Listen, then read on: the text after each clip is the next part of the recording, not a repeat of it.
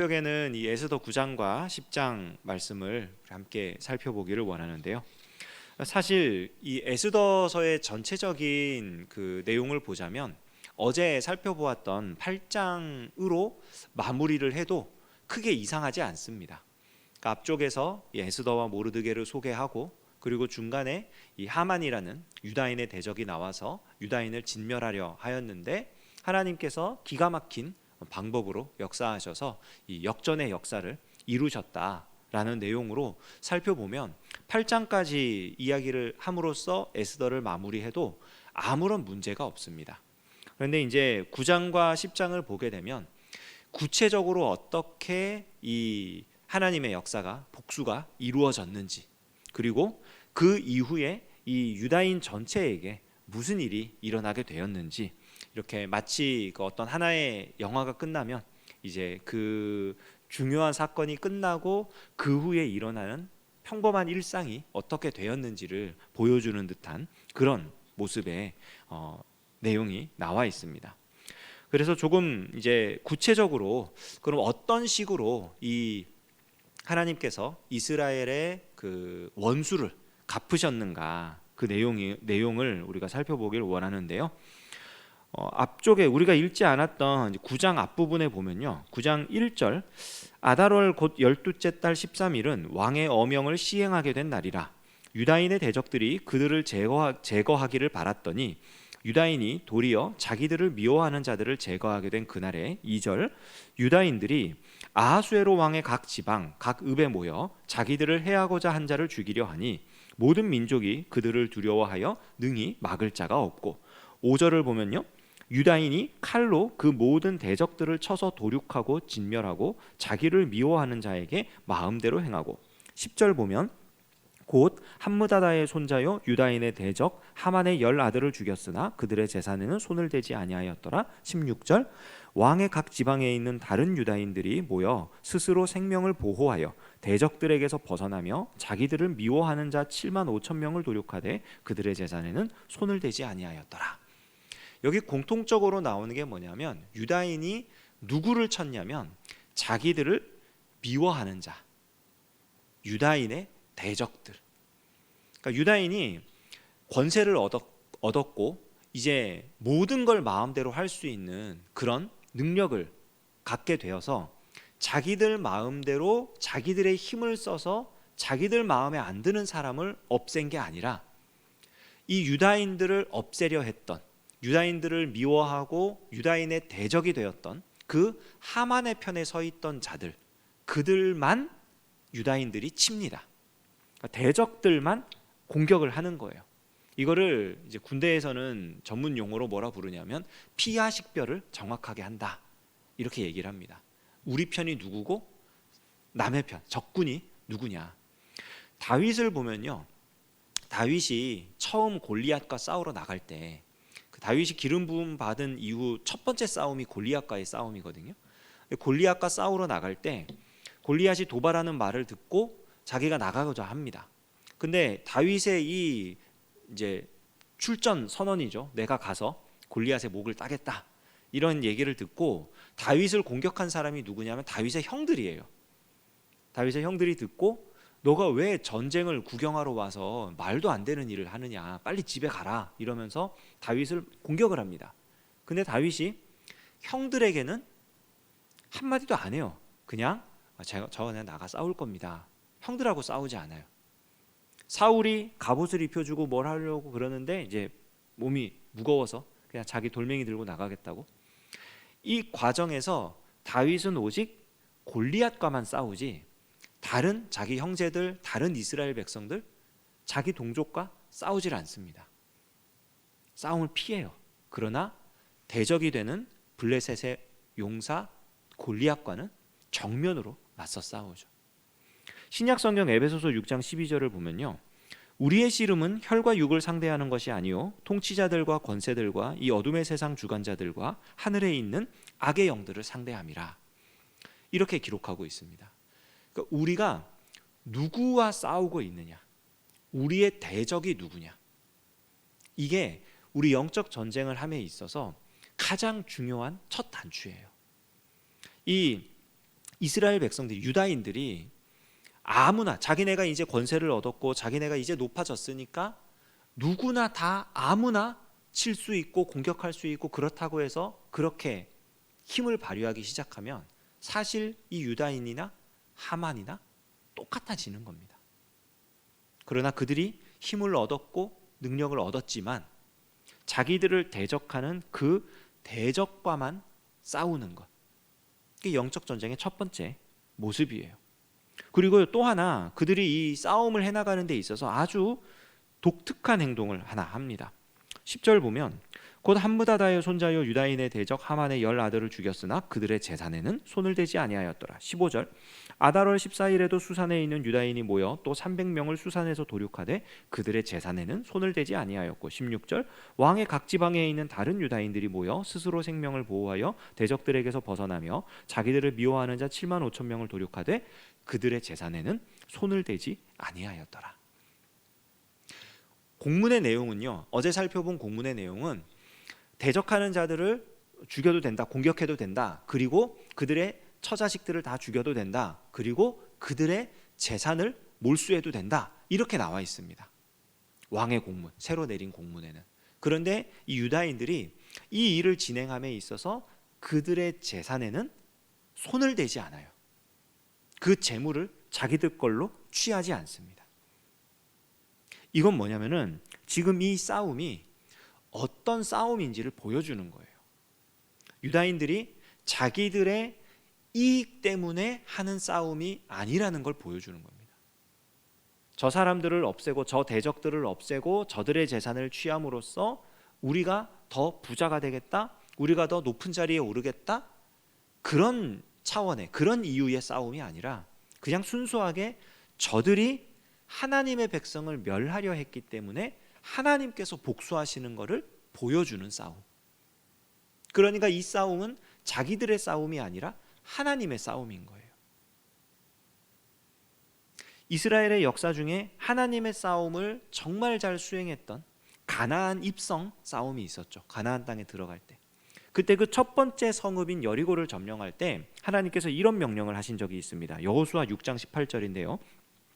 너희는 온전히 바치고 그 바친 것 중에서 어떤 것이든지 취하여 너희가 이스라엘 진영으로 바치는 것이 되게 하여 고통을 당하게 되지 아니하도록 오직 너희는 그 바친 물건에 손대지 말라. 이 싸움이 하나님의 싸움, 하나님의 전쟁임을 보여줄 수 있는 가장 좋은 방법 중 하나는 뭐냐면 전리품을 내가 취하지 않는 거예요. 그 전쟁을 통해서 얻을 수 있는 유익을 내 것이 아니라 하나님께로 다 돌려드리는 것. 이게 이 싸움이 하나님의 싸움입니다 라고 하는 것을 고백할 수 있는 가장 좋은 방법 중 하나입니다. 그러니까 이스라엘 백성이 지금 그걸 하는 거예요.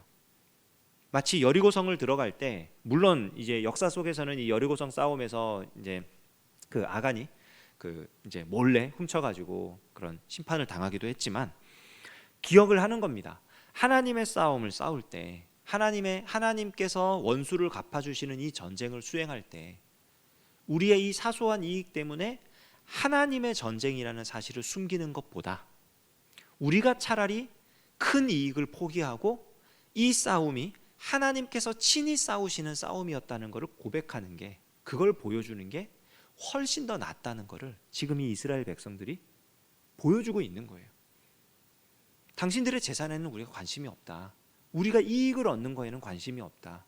그러나 당신들이 하나님을 대적했기 때문에 하나님께서 원수를 갚으시는 거다. 이거를 보여주는 겁니다.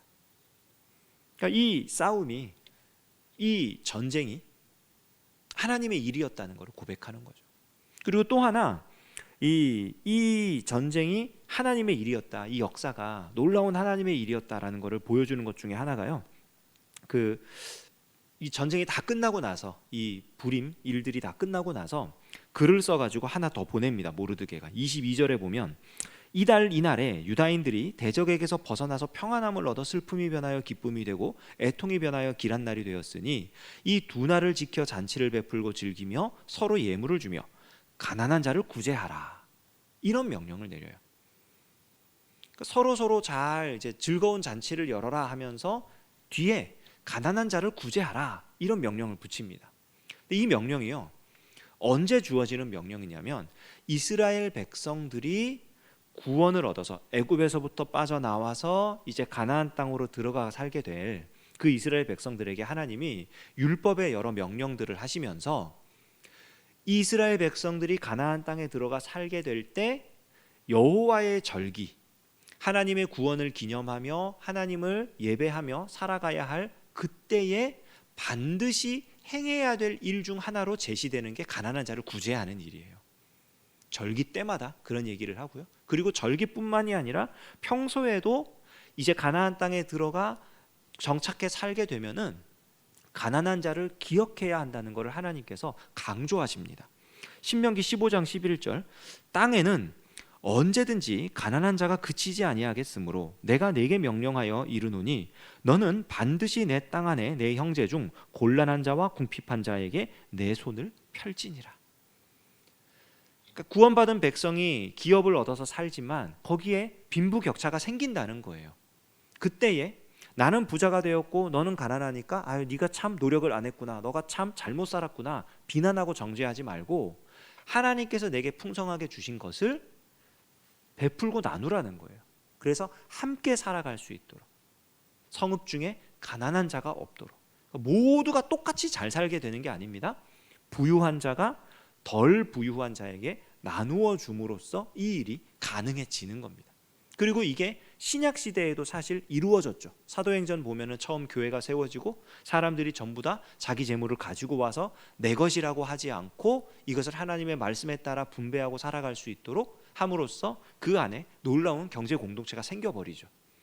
사람들이 보고 놀랐을 거예요. 주변 사람들이 왜 저 부자가 자기 것을 아낌없이 가난한 자에게 나누어 주는 거지? 어떻게 저런 사랑의 실천이 나타나는 거지? 그런 모습이 일어나는 거예요.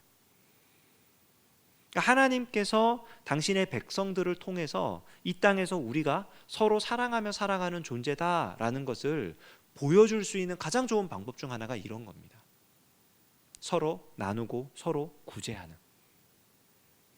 그러니까 모르드게도 그렇고 유다인들 전체가 지금 이 일이 하나님께서 이스라엘 백성을, 하나님께서 유다인들을 구원하신 일이라는 것을 정확하게 인지하고 있는 거예요.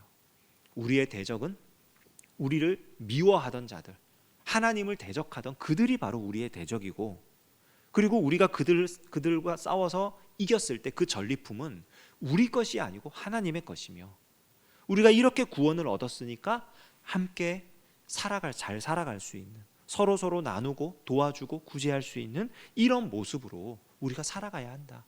구원받은 하나님의 백성다운 모습을 갖추어 가는 겁니다. 마지막으로 이 모든 일들을 정리하면서 이 에스더서의 마지막 부분에 9장 31절에 이 일들이 가능하게 된 이유를 이렇게 설명을 하죠. 정한 기간에 이 불임일을 지키게 하였으니 이는 유다인 모르드게와 왕후 에스더가 명령한 바와 유다인이 금식하며 부르짖은 것으로 말미암아 자기와 자기 자손을 위하여 정한 바가 있음이더라. 에스더, 모르드게, 그리고 수많은 금식하며 부르짖었던 이 유다인들, 이 경건한 하나님의 백성들, 하나님을 의지하고 오직 기도함으로 하나님의 역사를 바라보았던 이 하나님의 사람들, 이들이 하나님이 주신 한마음 한뜻으로 이 모든 일들이 가능하게 되었다. 그것을 말해주고 있는 것입니다. 그러니까 올해 주제 세 번째 단어가 기도와 함께잖아요. 2월에 있을 영성 새벽 기도회도 우리 목사님께서 기도를 굉장히 강조하시며 또 우리가 함께 기도하자고 우리가 권면하고 요청할 것입니다. 그러니까 하나님의 백성이 우리는 하나님의 은혜로 삽니다. 오직 하나님의 은혜로만 살아갑니다.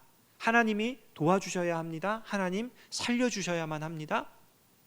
이거를 고백할 수 있는 가장 진실하고 가장 중요한 것 중 하나가 기도하는 거예요.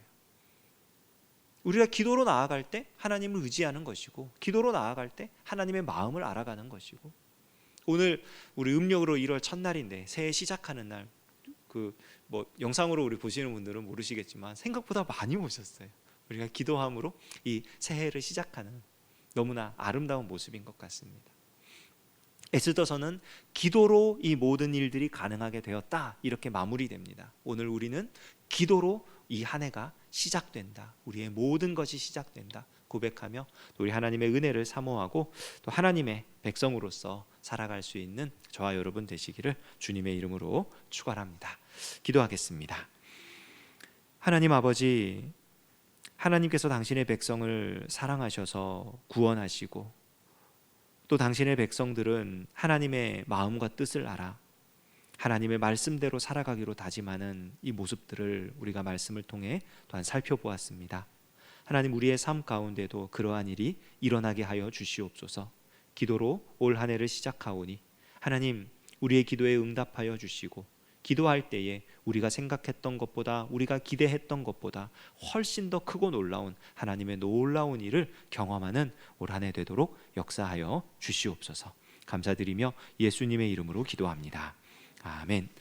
우리 주님 예수 그리스도의 은혜와 하나님 아버지의 무한하신 사랑하심과 성령님의 교통 역사하심이 하나님의 백성들 가운데에 이제로부터 영원까지 함께 하시기를 간절히 축원하옵나이다. 아멘.